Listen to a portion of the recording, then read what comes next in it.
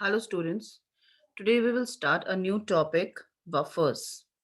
What are the buffers? So, buffers are the compounds or the mixtures of compounds that, by their presence in the solution, resist changes in the pH upon the addition of small quantities of acid or bases.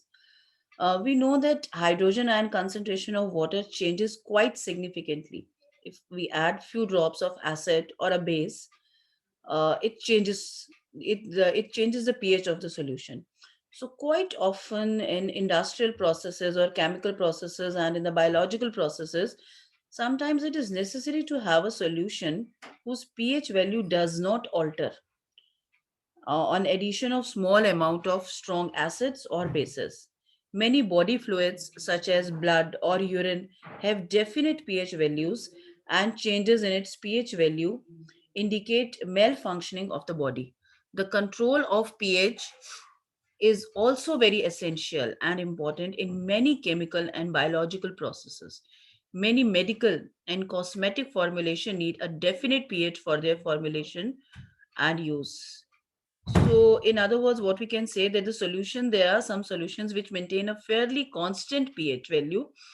That solutions are known as the buffer solutions. They reserve their acidity and reserve their basicity. For example, human blood. Human blood is a very good example. It's a natural buffer solution. Whatever we eat, sometimes we eat things which are very acidic in nature, and sometimes we eat the things which are basic in nature. But blood maintains its pH value around 7.35 in spite of a wide variety of food we eat. Okay, so that solutions which retains their pH value upon the addition of small quantity of acid and base are called as the buffer solution. Means there will be no change in their acidity or in their basicity even after adding small amounts of acids or the bases. Necessity I have explained you. Now there are types of buffers. So there are basically two types of buffers: acidic buffers and basic buffers. Now what are these acidic and basic buffers? So first let's understand acidic buffer. So acidic buffer solution is a solution which contains equimolar quantities of a weak acid and it's solved with strong base. Means there should be one weak acid and the salt of that weak acid with a strong base. बात समझ में आ रही है ना? एक weak acid होगा और उसी का एक सॉल्ट होगा with a strong base. For example, we know acidic acid. Acidic acid is a weak acid, and sodium hydroxide is a strong base. So when acidic acid reacts with sodium hydroxides, it forms sodium acetate. Clear? Sodium acetate, where this acetate has come from weak acid and this sodium has come from strong base. So this is the buffer solution. Okay यहाँ पे क्या हुआ, H की जगह जो acid था उसकी जगह हमारा स्ट्रॉन्ग बेस का जो भी आयन था वो आ गया basically. Okay, so there are some more examples also. H2CO3 का जो हम बना सकते हैं, this is also a weak acid. इसका जो बफर सॉल्यूशन है दैट इज NaHCO3. एक H की जगह क्या रिप्लेस कर दिया हमने, Na से रिप्लेस कर दिया. Na हमारा कहाँ से आया है, किसी भी स्ट्रॉन्ग बेस से, like sodium hydroxide is a strong base, वहां से हमने Na ले लिया.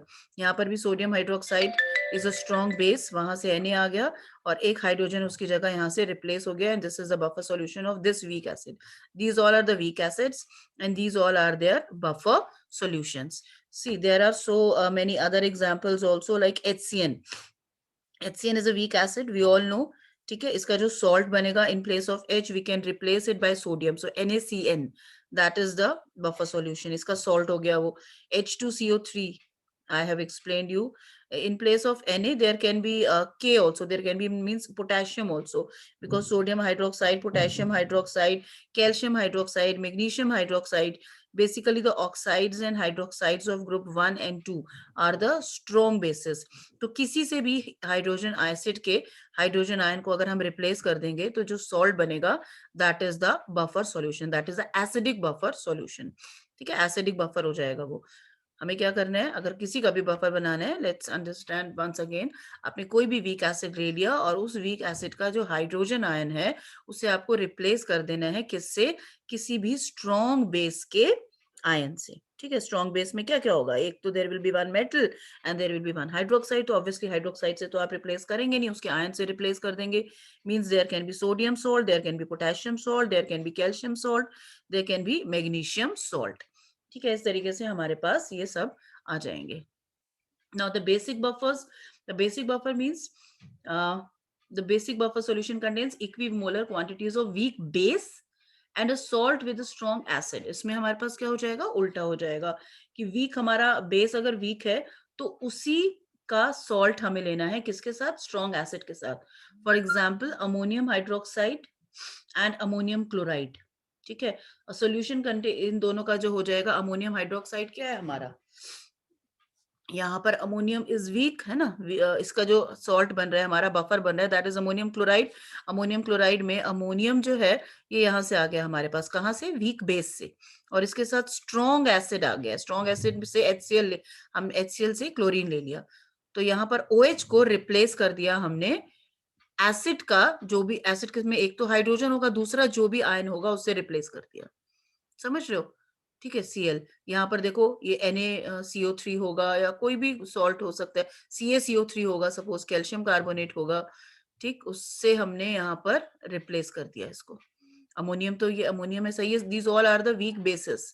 इनके OH को हमने रिप्लेस कर दिया है किसके साथ, इसके साथ हमने कोई भी स्ट्रॉन्ग वाला एसिड में से उसका आयन लेकर लगा दिया। ठीक, तो इस तरीके से हमारे पास और भी बहुत सारे हैं, लाइक हमारे पास क्या है, CH3CO, NH4 and NH4 whole twice CO3, NH4 whole thrice POH, these all are the buffer solutions। ठीक है, तो अब ये हो गए हमारे पास बफर सॉल्यूशन। हमने क्या बोला कि buffer solutions are the solution जिनमें अगर हम एसिड या बेस ऐड कर दें तो उनके पीएच वैल्यू पर कोई फर्क नहीं पड़ता। Now let's understand how these solution resist their pH value. किस तरीके से वो रेसिस्ट करते हैं, ऐसा क्या होता है कि फर्क नहीं पड़ता। तो here we have studied about common ion effect, है ना। तो common ion effect will play a very important role in this process। Now let's understand कि क्या हो रहा है इस process में। Consider a buffer solution of weak electrolyte, that is acetic acid, and strong electrolyte, that is what, sodium acetate. ठीक है, acetic acid हमारे पास क्या है, एक वीक एसिड है, और उसमें हमारा एक स्ट्रॉन्ग इलेक्ट्रोलाइट है, that is what, sodium acetate, जो कि किससे बना है, वीक एसिड से। CH3CO वीक एसिड से आया और Na हमारे पास स्ट्रॉन्ग बेस से आया, so mean this is an acidic buffer, है ना। इन दोनों का हम देखते हैं किस तरीके से ये काम करेगा। So there will be a large concentration of sodium ions when it will dissociate. तो क्या होगा, यहाँ पर स्ट्रॉन्ग बेस है तो ये अच्छे तरीके से डिसोसिएट होगा, तो इसमें जो सोडियम का कंसंट्रेशन है वो बहुत ज्यादा होगा, है ना। हमने पढ़ा है strong electrolytes and weak electrolytes के बारे में। सो सोडियम का कंसंट्रेशन होगा इसमें और एसिटेट का कंसंट्रेशन होगा। ऑन द अदर हैंड, अब हमने इसमें क्या किया कि हमारे पास क्या है, बफर सॉल्यूशन है। अब हम क्या बोल रहे हैं, बफर सॉल्यूशंस वो होते हैं जिसमें एसिड या बेस डालने पर कोई चेंज नहीं हो। देखते हैं कि कोई चेंज होता है या नहीं होता। तो let's add HCl acid in that. हमने क्या करा, HCl एसिड को उसमें हमने ऐड कर दिया। Okay, so what we have done, let's understand it again. We have taken the solution. The solution contains a large number of sodium acetate ions and also a large number of undissociate acetic ion molecules। ठीक है, ये हमने यहाँ पर ले लिया है।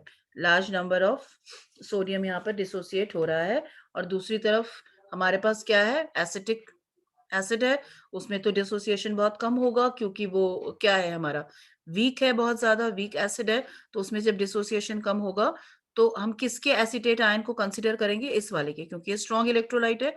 हमने पढ़ा है कॉमन आयन इफेक्ट में, जब स्ट्रॉन्ग इलेक्ट्रोलाइट डिसोसिएट होता है और जब एक वीक इलेक्ट्रोलाइट डिसोसिएट होता है तो हम किसके कंसेंट्रेशन को कंसीडर करते हैं, स्ट्रॉन्ग वाले को। ये जो है ये इसमें डिसोसिएट हो रहा है और ये इसमें और इसमें डिसोसिएट हो रहा है। ये वाला कंसेंट्रेशन काफी कम है बिकॉज वीक का वो हो रहा है, वीक इलेक्ट्रोलाइट का डिसोसिएशन है, but this is strong electrolyte. तो यहाँ पर एसिडिक एसिड का कंसेंट्रेशन यहाँ से भी आ रहा है और यहाँ से भी आ रहा है, बट यहाँ से जो आ रहा है उसे हम कंसीडर ही नहीं करेंगे because that is very less in quantity. ठीक है, तो बेसिकली ये हमारे पास आ गया। अब हम इसमें ऐड क्या कर रहे हैं, HCl। अब HCl जब ऐड करेंगे तो HCl will dissociate completely into hydrogen ion and chlorine ion, completely dissociate होगा, स्ट्रॉन्ग ऐसे ही है, तो हाइड्रोजन आयन का कंसंट्रेशन बहुत ज्यादा होगा, है ना। So what will happen, the hydrogen ion will neutralize the effect of this CH3CO। ये जो हाइड्रोजन आयन है ये इस एसिटेट के साथ रिएक्ट करेगा, या ये कहो इसे उड़ाकर ले जाएगा और क्या बना लेगा, एसिटिक एसिड, है ना, एसिटिक एसिड बना लेगा। So it means the hydrogen ion will neutralize the acetate ions in the solution. So there will be no change in the pH value.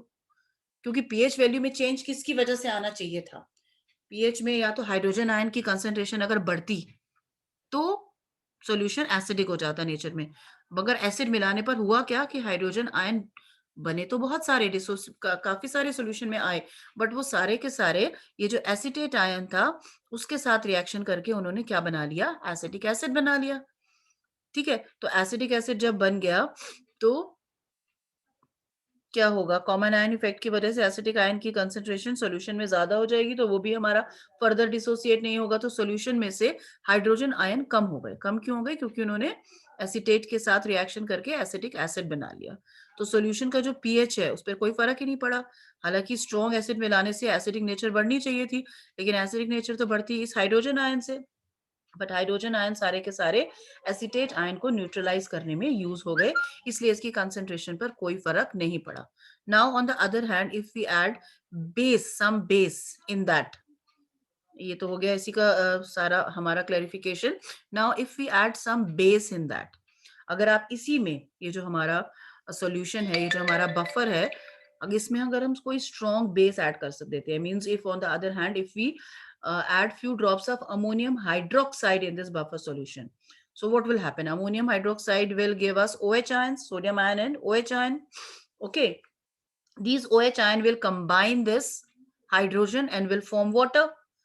This is acidic acid which is already there, है ना। अब इस ये में हमारा dissociate हुआ था तो वीक इलेक्ट्रोलाइट है, तो ये हमारा ब्रेकडाउन हो रखा है कि ऑलरेडी एसिटेट और हाइड्रोजन आयन में। अब आपने इसमें एक स्ट्रॉन्ग बेस मिला दिया जो डिसोसिएट होगा Na और OH में।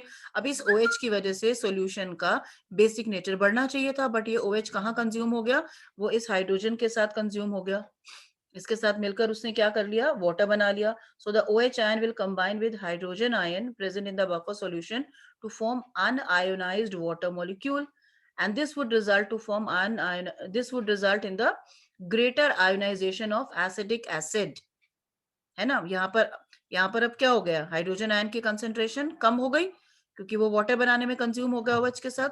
So reaction will go backward, है ना, इक्विलिब्रियम ली चैटेलियर के प्रिंसिपल के according it will go backward, means sorry, यहाँ पर कंसेंट्रेशन कम हो गया तो इट विल मूव फॉरवर्ड, है ना। इसका कंसेंट्रेशन बराबर करने के लिए एसिडिक आयन जो है वो एसिटिक एसिड जो है वो और ज्यादा क्या होगा, डिसोसिएट होगा। क्यों डिसोसिएट हो गया, क्योंकि सॉल्यूशन में हाइड्रोजन आयन की कंसेंट्रेशन कम हो गई है, तो वो डिसोसिएट होगा और जितनी कंसेंट्रेशन कम हुई है उतने हाइड्रोजन आयन फिर से बना लेगा। तो अब सॉल्यूशन में जितने हाइड्रोजन आयन थे उतने ही हैं, और जितना OH एक्स्ट्रा था वो सारा का सारा हाइड्रोजन ने कंज्यूम करके वाटर बना लिया। तो what will happen, the concentration will remain same. Okay, so this would result in the greater ionization of acetic acid in order to restore the concentration of hydrogen ion to its original value. Now, because OH ions are neutralized by the acetic acid molecules, the pH of solution does not change appreciably.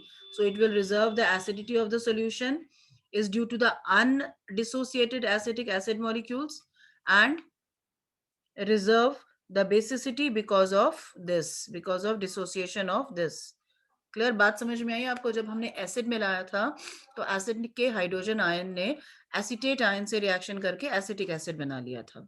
ठीक है, acetic acid जो है solution में बनने से ये concentration ज्यादा हो गई थी, जिसकी वजह से ये प्रोडक्ट की कंसंट्रेशन ज्यादा हो जाती है, तो रिएक्शन कौन सी डायरेक्शन में मूव करती है, फॉरवर्ड, है ना।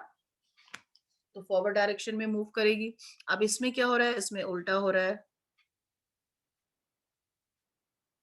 इसमें क्या हो रहा है, इसमें हमारा OH प्रोड्यूस हो रहा है, तो OH प्रोड्यूस होने से ये हाइड्रोजन के कंसंट्रेशन को, हाइड्रोजन आयन को कंज्यूम कर लेगा, वाटर बना लेगा।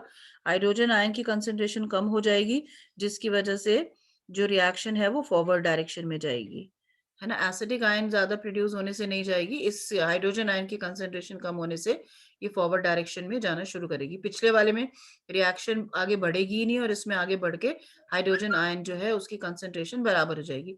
तो बेसिकली सॉल्यूशन में ना तो एसिड ऐड करने से हाइड्रोजन आयन की कंसेंट्रेशन बढ़ी, बिकॉज वो कंज्यूम कर ली थी एसिटेट ने, और ना ही बेसिस ऐड करने से OH की कंसेंट्रेशन बढ़ी, बिकॉज वो कंज्यूम कर लिया H ने।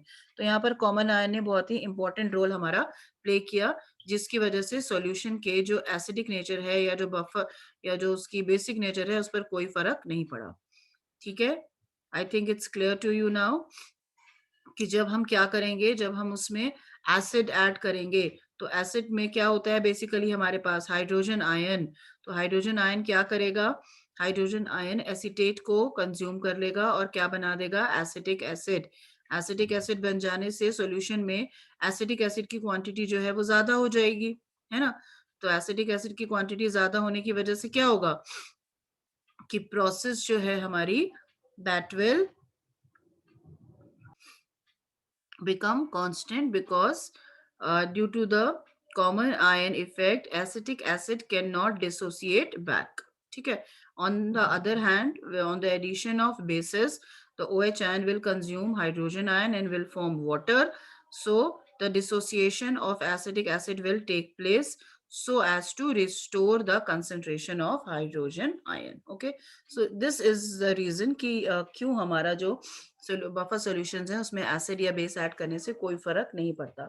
Now suppose the solution is basic buffer. पहला तो हमारा क्या था, एसिडिक बफर था। अब जो हमारा सॉल्यूशन है वो अगर बेसिक बफर है तो क्या होगा, let's take the example of the buffer solution containing equimolar quantities of ammonium hydroxide and ammonium chloride. So what will happen, there will be the large concentration of ammonium ion, because ammonium hydroxide will also break down into ammonium and hydroxide, and ammonium chloride will also break down into ammonium and chloride. So there will be the large concentration of ammonium in the solution, except that there will be the concentration of chloride ions and undissociated ammonium hydroxide, because ammonium hydroxide is a weak electrolyte, है ना। तो इसका जो OH है वो कम होगा, obviously NH4 भी कम होगा, बट NH4 सोल्यूशन में कहां से आ रहा है, NH4Cl से।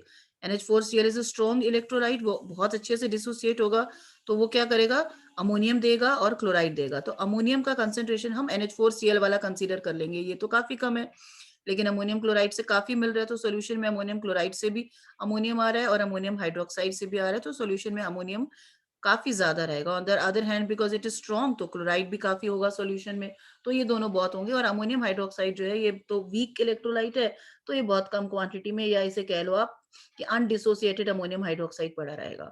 अब क्या हो रहा है, अब इस सॉल्यूशन में suppose we are adding any acid, means we are adding few drops of HCl in that. तो HCl will is a strong acid, so it will completely break down into hydrogen and chloride ion. So what will happen, this hydrogen ion will neutralize OH ions, or we can say these hydrogen ions will react with OH ions and will form water, है ना। So some of the hydroxyl ion from NH4OH, means ammonium hydroxide, will combine with the hydrogen ion from the acid and it will result into great ionization of ammonium hydroxide. तो अब जब इसका कम हो जाएगा solution में, तो इसका जो आयोनाइजेशन है वो क्या हो जाएगा, इंक्रीज हो जाएगा, बिकॉज ये सारा का सारा तो हाइड्रोजन ने कंज्यूम कर लिया। ठीक है, तो इसको अब ये यहाँ पर चाहिए, तो ये डिसोसिएट होना शुरू हो जाएगा। इक्विलिब्रियम इली चैटलियस के प्रिंसिपल के अकॉर्डिंग प्रोडक्ट्स का कंसेंट्रेशन यहाँ पर कम हो गया है, so reaction will go in forward direction, है ना।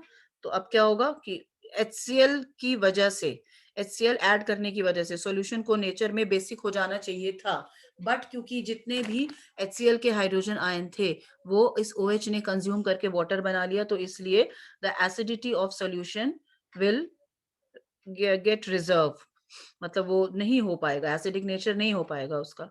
ठीक है, I can say the basicity of the solution due to the presence of undissociated ammonium hydroxide will retain. Now suppose we will add some base in that, basic buffer है हमारा और हम base ही add कर रहे हैं, means we are adding few drops of NaOH in the buffer solution. So additional OH ion are neutralized by, so what will happen, there will be more OH ions now, पहले भी OH ion है ही, अब आपने ammonium hydroxide की वजह से भी OH ions हैं, और सोडियम हाइड्रोक्साइड मिला लिया, उससे भी OH आयन है, but this is a strong electrolyte. तो इन OH आयन की कंसंट्रेशन इस OH आयन के कंसंट्रेशन के कंपैरेटिवली ज्यादा होगी। तो खैर ज्यादा होगी या कम होगी, जितनी भी होगी, ये जो OH आयन है, ये इसका क्या होगा, it will get neutralised by the ammonium. Solution में अमोनियम तो बहुत ज्यादा है ना। अमोनियम हाइड्रोक्साइड से भी अमोनियम आ रहा था, अमोनियम क्लोराइड से भी आ रहा था, यहाँ से तो कम ही आ रहा था because it is weak, but it is strong. यहाँ से अच्छा खासा अमोनियम था सॉल्यूशन में। इस अमोनियम को, ये जो आपने स्ट्रॉन्ग इलेक्ट्रोलाइट मिलाया है NaOH का, इसके जो OH आयन है वो कंज्यूम करके क्या बना लेंगे, NH4OH। दिस इज NH4OH बना लेंगे। तो सॉल्यूशन में ये ऐड करने की वजह से OH आयंस बढ़ जाने चाहिए थे, जिसकी वजह से सॉल्यूशन की नेचर बेसिक होती, लेकिन ये OH आयन इनके साथ रिएक्ट करके यहाँ पर अमोनियम हाइड्रोक्साइड बना लिया, जिसकी वजह से अब सॉल्यूशन की बेसिसिटी भी नहीं बढ़ रही है। Okay, so in this way the buffer solutions work, and in this way they retain their acidity and their basicity. ठीक है। Now how we can calculate the pH of the buffer solutions? ठीक है, ये question आपको exam में आता है। तो अब क्या करेंगे, first of all we will write down the reaction. ठीक है, हमारे पास यहाँ पर ये एसिड आ गया, suppose this is a weak acid.